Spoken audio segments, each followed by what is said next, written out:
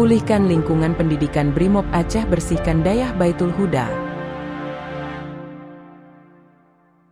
Personel Satuan Brimob Polda Aceh melaksanakan kegiatan pembersihan pasca banjir di lingkungan Yayasan Dayah Baitul Huda yang berlokasi di Desa Alu Iputeh, Kecamatan Baktia, Kabupaten Aceh Utara. Kegiatan ini dilakukan sebagai bentuk kepedulian dan pengabdian kepada masyarakat, khususnya dalam membantu pemulihan sarana pendidikan keagamaan yang terdampak bencana banjir. Pembersihan difokuskan pada ruang belajar, halaman daya, serta fasilitas pendukung lainnya yang tertutup lumpur dan material sisa banjir. Dengan peralatan seadanya, personel Brimob Aceh bergotong royong membersihkan lingkungan daya agar kembali layak digunakan untuk kegiatan belajar mengajar para santri.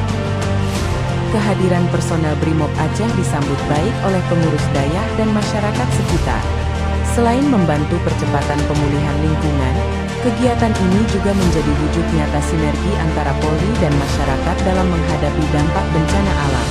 Polri untuk masyarakat, Brimob untuk nusa dan bangsa.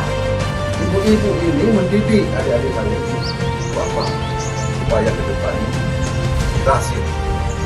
Ya kita di sini nama dia sama, ya pegang teguh, saya dididik itu bangga orang tua.